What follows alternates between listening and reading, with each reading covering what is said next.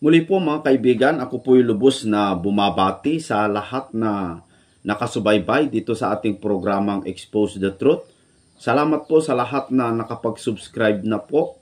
Maraming salamat sa lubos ninyong suporta sa akin hanggang noon mga kaibigan, mga kababayan, lalong-lalo si kapatid na Milo. No?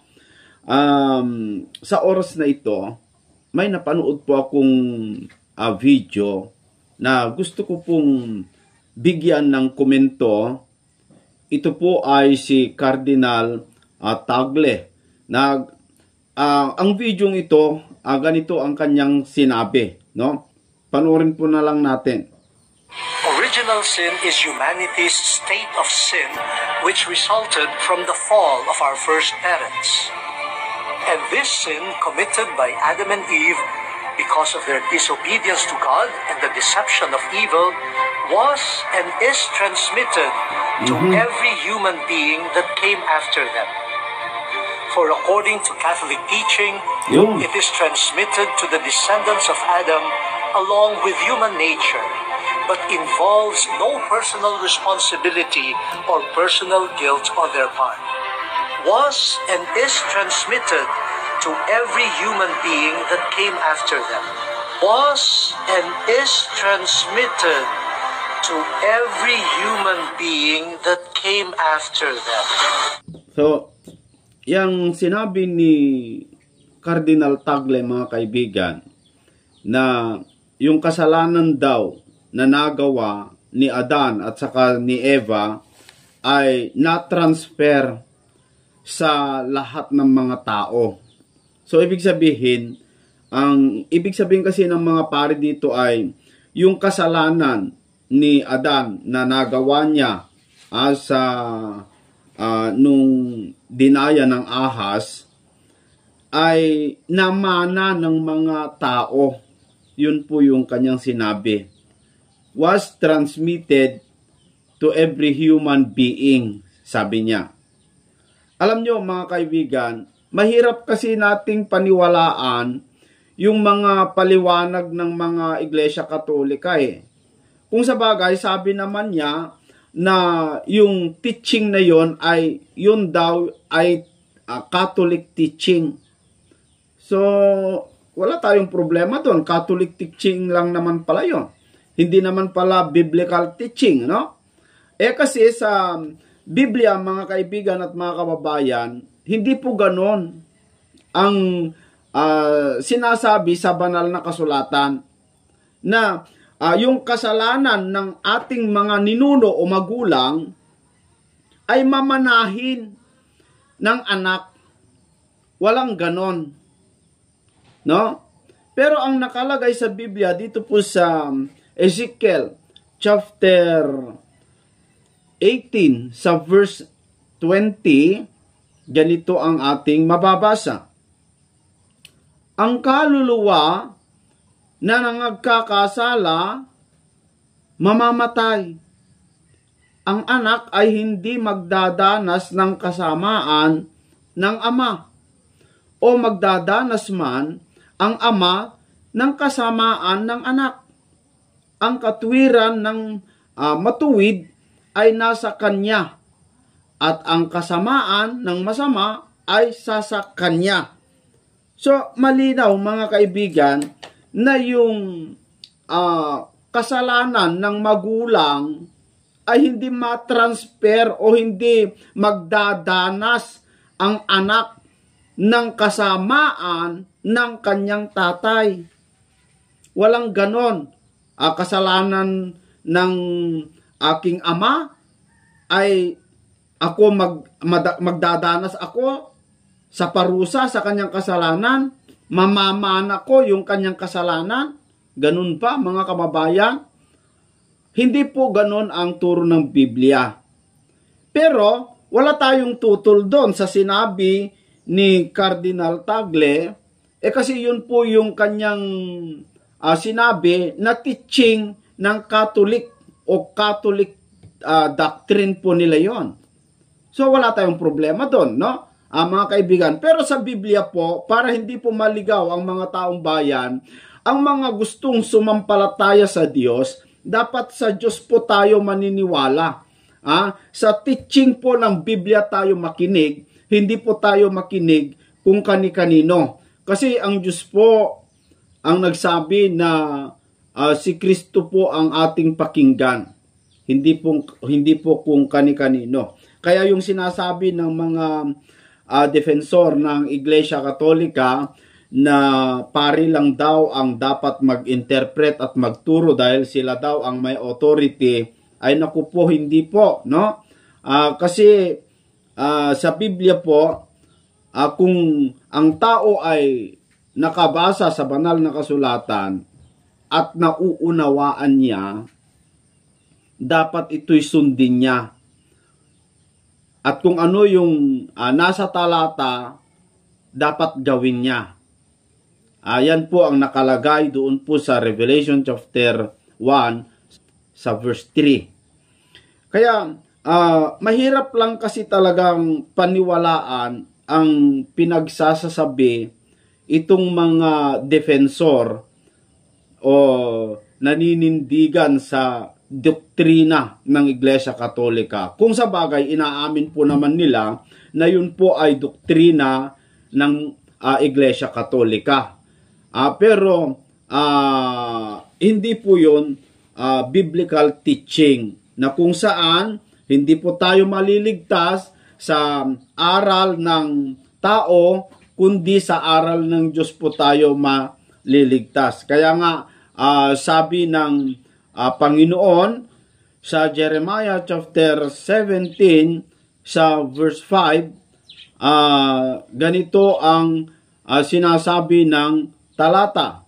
Ganito ang sabi ng Panginoon, sumpain ang tao na tumitiwala sa tao at ginagawang laman ang kanyang bisig at ang puso ay humihiwalay sa Panginoon. Kanino tayo dapat magtiwala?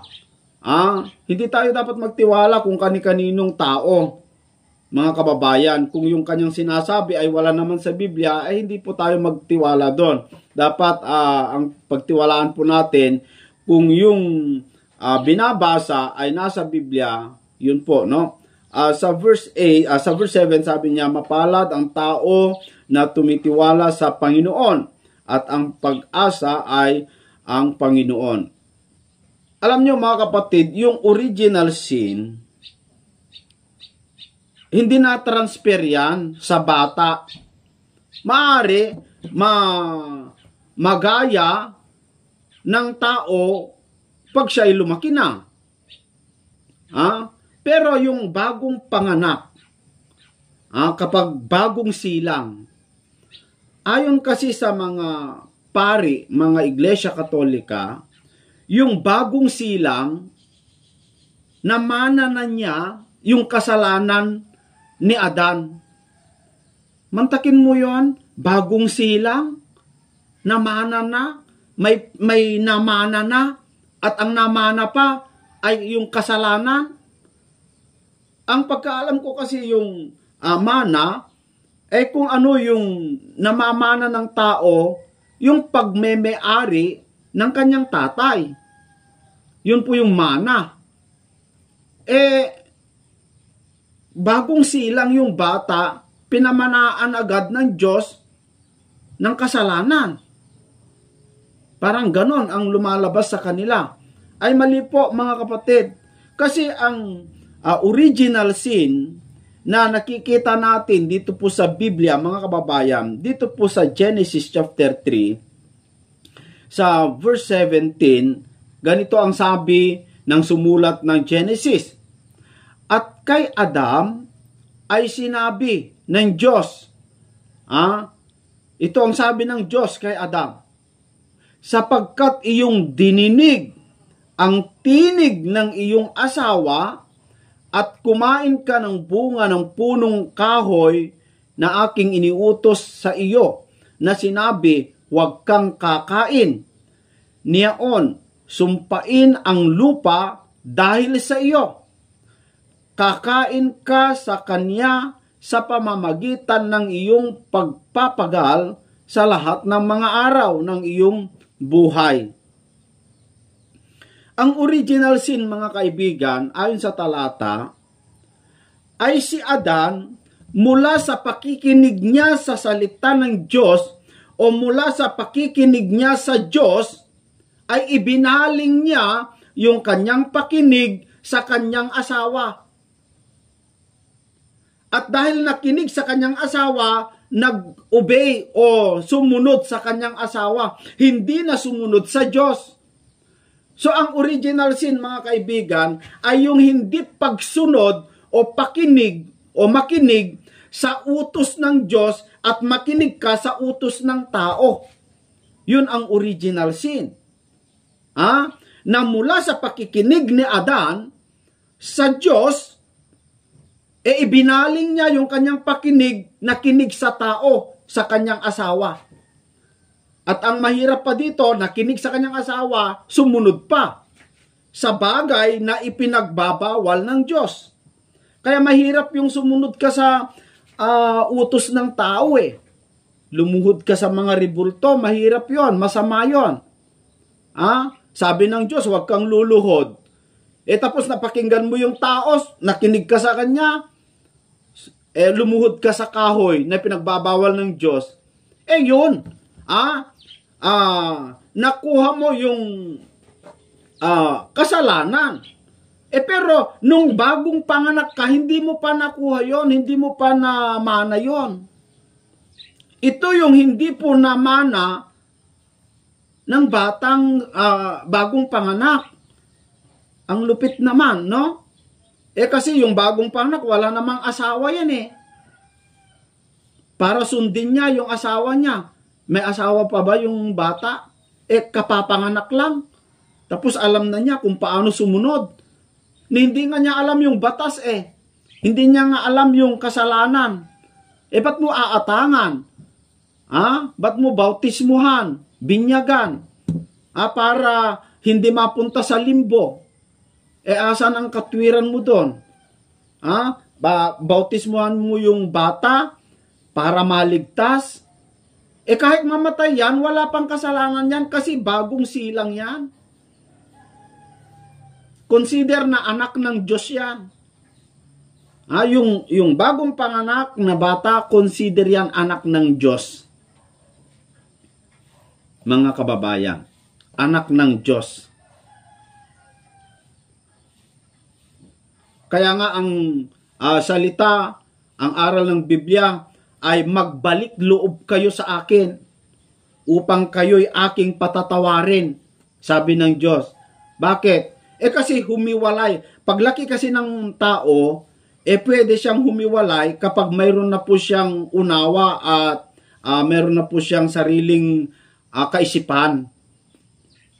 Maaari siyang humiwalay sa Diyos sa pamamagitan ng paggawa niya ng mga kasamaan.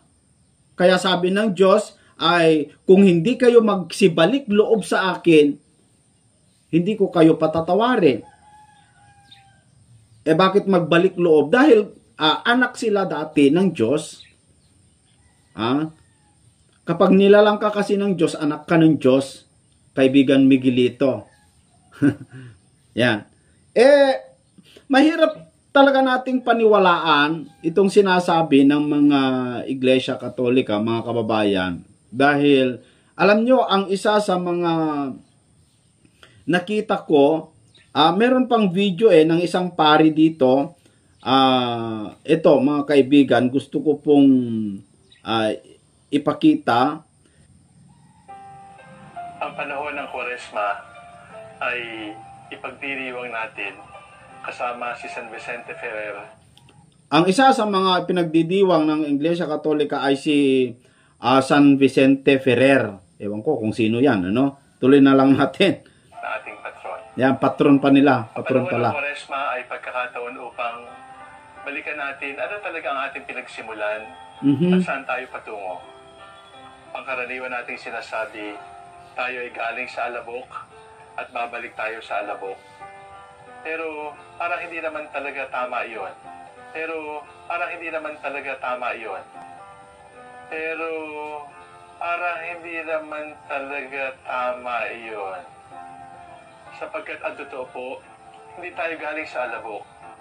Ayan, so, sa video ni Bishop Villegas, pinamalian niya yung lagi daw natin sinasabi na tayo'y galing sa alabok at babalik tayo sa alabok.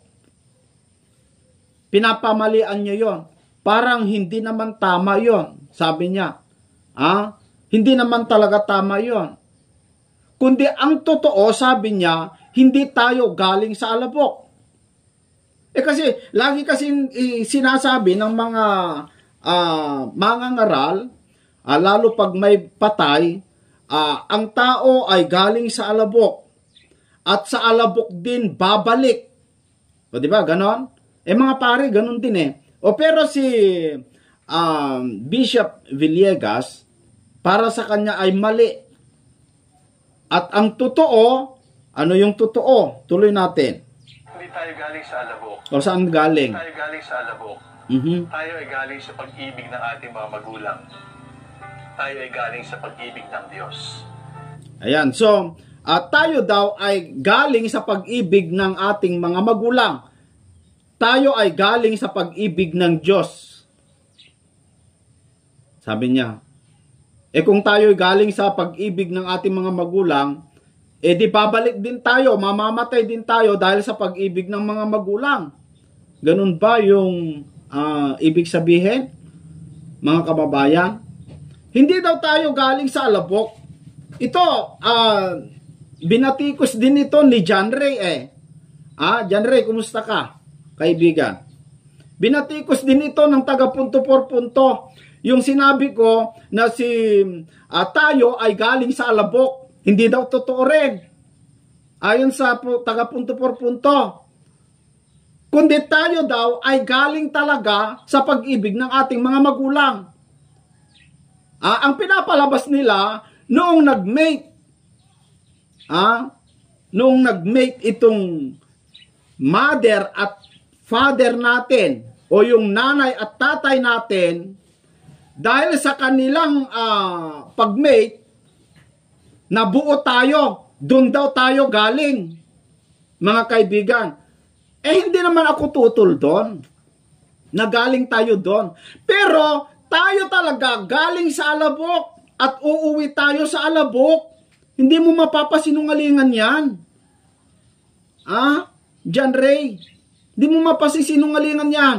Kasi ikaw ay nanggaling sa tatay mo at yung tatay mo nanggaling sa tatay niya at yung tatay niya nanggaling sa tatay ng tatay niya at yung tatay ng tatay niya nanggaling sa katatayan niya.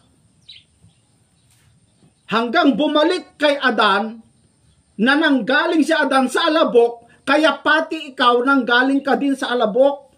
Kaya ka nga babalik sa alabok Kaya mahirap lang talaga nating paniwalaan, mga kababayan, ang sinasabi ng mga defensor ng Iglesia Katolika dahil buong Biblia binabangga O meron pa akong ipapakita sa inyo, mga larawan, no? Ito mga kapatid, nakita ko lang po ito sa internet na kung saan nila kinuha yung larawan ni Maria. Ito yung larawan ni Maria na meron po siyang kalong-kalong na bata. Ang original yan, mga kababayan, kung atin pong hanapin sa history, itong larawan ni Maria na yan ay kinuha sa larawan ni Semiramis na may kalong-kalong na bata. Ito si Semiramis at si Thamos.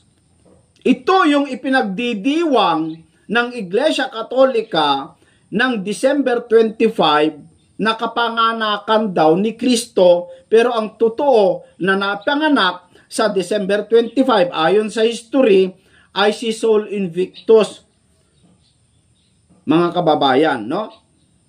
So, yan, bakit kaya magkaarngi? ito'y ano lang kaya ito? Aksidente lang kaya ito, mga kapatid? Kung aksidente lang, bakit napakaraming similarity o pagkapareho ng satanismo sa Iglesia Katolika? Ba't ang dami? Kung sa bagay, hindi ko naman sinasabing satanismo yung Katolika, mga kababayan, no? Hindi ko po sinasabi. Pero ang tanong ko lang, bakit ang daming similarity? Bakit marami silang pagkapareho? Tulad na lamang po yung si Birhen Maria nila, magkapareho yung itsura ni Semiramis. At yung mga iba pang mga may kalong-kalong na bata. Tulad nito, itong number 1 si Semiramis. Ewan ko kung sino yung mga iba na dyan. Pero lahat ng ito ay mga Diyos-Diyusan ng mga pagano. At isa na dyan, nakaarngi nila o kaasping nila ay yung larawan ni Birhen Maria na may kalong-kalong na bata. Yung number 12. Ito napansin ko lang, mga kapatid, ano? Ito pa, no? Magbigay pa ako ng mga iba. Tulad nito, tignan nyo yung kamay ng mga papa. Yung kamay nila nakaganyan, no? Nakaganyan. Anong itsura, no? Alam nyo, may nakita ako, ganyan din yung kamay ng Panginoong Hesukristo nila yung Kristo na ginawa nila ng rebulto, ganyan din, nakaganyan din. So yan ay sign nila. Ewan ko kung ano ibig sabihin. Pero ang pinagtatakahan ko, pati ang mga rebulto ng mga satanismo o Church of Satan ay ganyan din. Ayan ganyan din magkapareho nakaganyan pareho. Yan ay sign. Ewan ko kung anong klaseng sign yan. Siguro peace, no? Pero ba't pati yung Church of Satan meron yan? At pati yung star, mga kababayan, na pinauso po ng Iglesia Katolika, nasa Church of Satan din. Pati yung cross na sinasabi nilang pantaboy ng demonyo, sa Church of Satan meron din. O heto, mga kababayan, yan. Yung inapakan ng lalaki, o pastor siguro nila ito, o ministro, star. Yan ay logo ng Church of Satan. At doon sa harap, makikita po ninyo, mayroon pong malalaking krus doon. Yun nga lang ay baliktad, no? At meron ding rebulto doon sa harap na kung saan nakaganyan. Magkapareho sila yung sign ng Panginoong Hesukristo nila. Nakaganyan din. Ba't magkapareho? Ito, napansin ko lang, no? Mga kababayan, bahala na kayo kung anong isipin ninyo. Hindi ko naman sinasabi magkasabwat itong dalawa. Yung Church of Satan at saka Church of Catholic. Hindi ko sinasabi magkasabwat, pero napansin ko lang marami silang pagkapareho. Magkahawig. Ito pa, mga kapatid. Yung star na kung saan ay si Tamos, pati yung ewan ko kung anong tawag nila itong sombrero ng pare, pero mayroon pong simboliko katulad yung star ng mga satanismo. Ito, pasensya po kayo mga kaibigan, hindi ko naman po sinasabing satanismo ang Iglesia Katolika. Pero ang napansin ko lang, bakit marami silang pagkapareho? Yan lang ang kine-question ko dito. At yung pero mitre ang tawag yata dito. Dahil mitre naman nakalagay dito, no? Dito yung the Dagon mitre o yung nakatakip dun sa kanyang ulo, yung Diyos-Diyusan kasi ito, no? Sabi dito, the head of Dagon, the fish god of Babylon. So, Diyos-Diyusan pala ito ng Babylonia, yung ganung estilo o ganung style. Yung parang fish o isda, yung nasa sombrero niya. Fish of God, sabi dito ng Babylon. Mitre, the Dagon Mitre. Alam nyo mga kababayan, the Mitre of the bishop, Mitre pala tawag doon, no? Magkapareho o parang magkapareho. Inibalang ng kaunti para hindi siguro halata. Ba't ganon? Mga kaibigan, ba't ginaya? Parang ginaya O eto pa, meron pa, no? Ano pa? Tulad yung ito kasi ito rin, no? Ito parehas lang yung aking ipinakita, no? Meron pa siyang talata dito, no?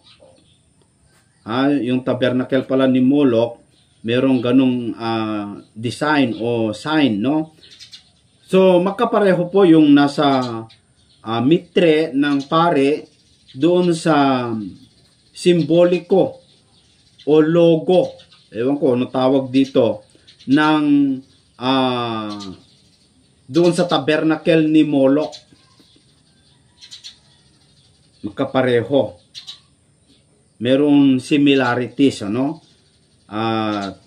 Ano pa yung marami pa mga kaibigan, tulad nito. Ayan. Yung hawak po ng demonyo na parang anghel, ay meron din yung hawak ng mga Iglesia Katolika.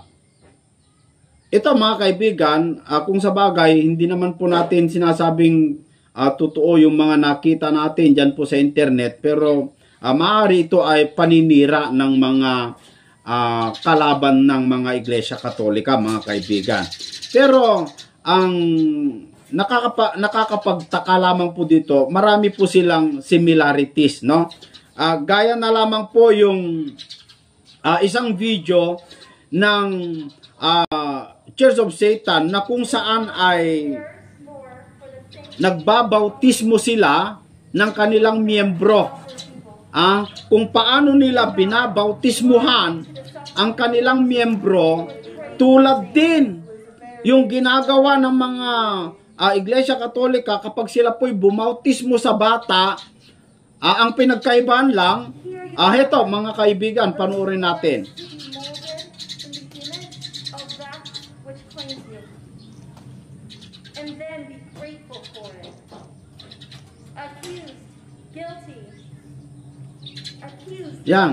Yan po ay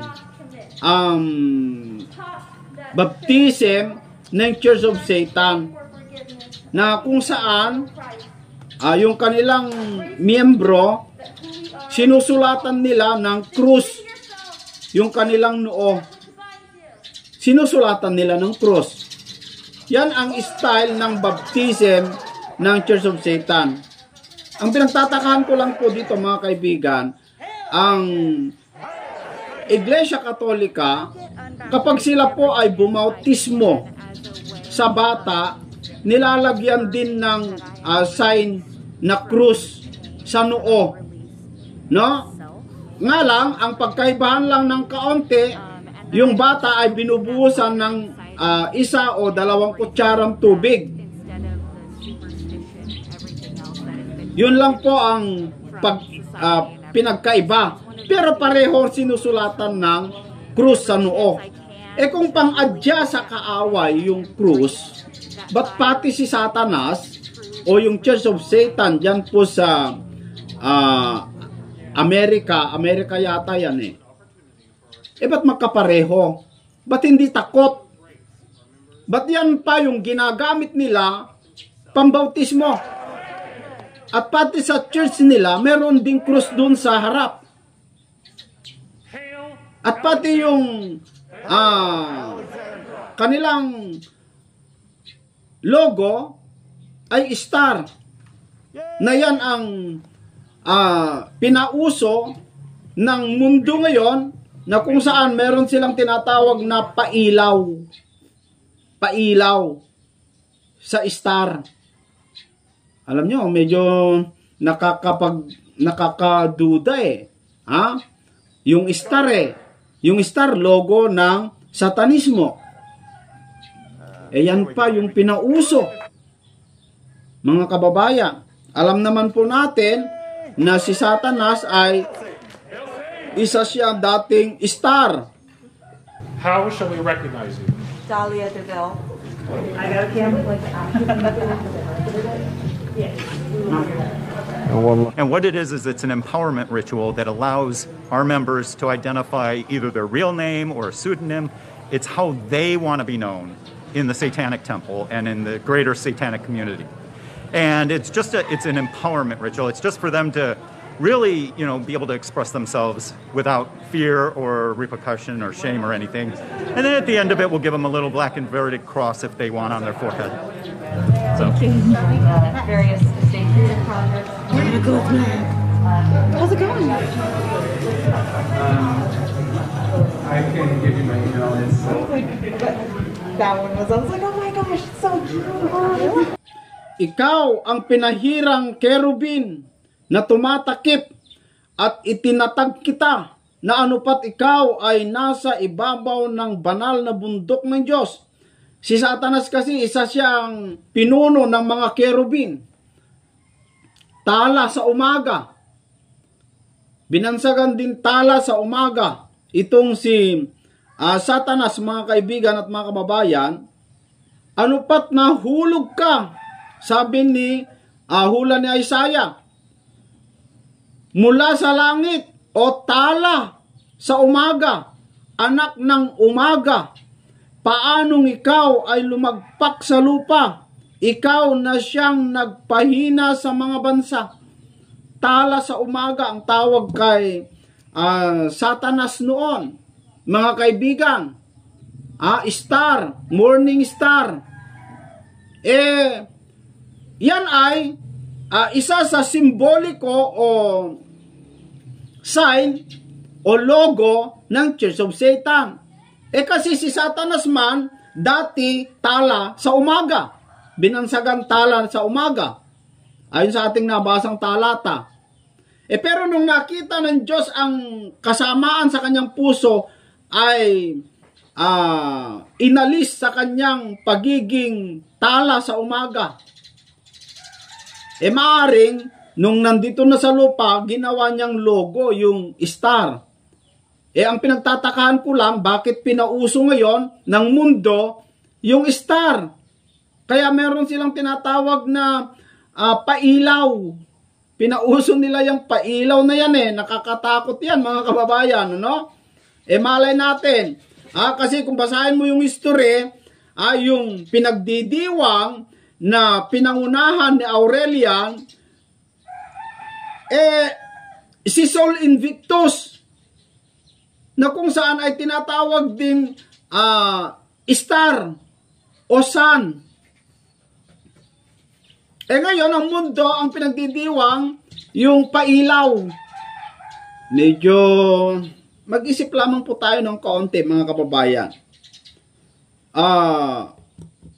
Alam nyo, mga kapatid, sana itong mga sinasabi ko ay hakbang para sa inyo, para magsuri. Hindi ko sinasabing paniwalaan nyo ako. Kundi ito'y gawin nyo lamang pong umpisa bilang hakbang na magsuri. But ang dami nilang similarities. Yung ginagawa po nila, mga kababayan. Bakit ang dami? Yan Yun po yung Sol Invictus, yung sun. Meron din ganun ng mga pari Yan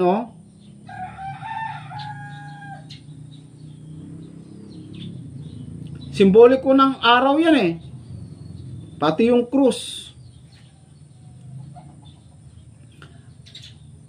At yung doon po sa Vatican, Yan po. Meron po dyan isang session hall na kung saan yung architecture design niya mukhang, ayan po, mukhang ahas. At sa loob nito, mga kaibigan, nung kinunan ng malayo-layong konti, ang architecture design niya, ganyan ang lumabas, parang ahas. Yung kanyang design, parang ahas. Di ba kayo nagdududa, mga kaibigan?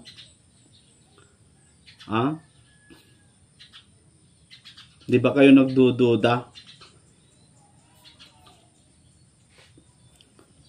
So ito, kapatid na Miguelito, ang mga katanungan lang na lumitaw sa aking mga kaisipan. Bakit ang daming similarities sa mga ginagawa po ng Iglesia Katolika? Ito'y mga tanong lang, ano? At pati nga yung picture daw ayon sa internet, ito hindi ko naman pinapatunayan na totoo, ano? Pero ayon sa internet, yung mukha ni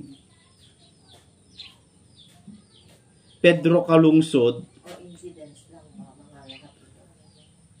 ay hindi daw yun yung totoong mukha, kundi ayon sa nagpintor o gumawa sa larawan na yan, ay ayon lamang sa kanyang imaginasyon.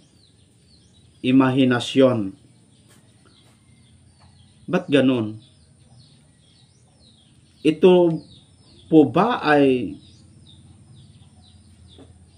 aksidente lang na marami silang pagkapareho?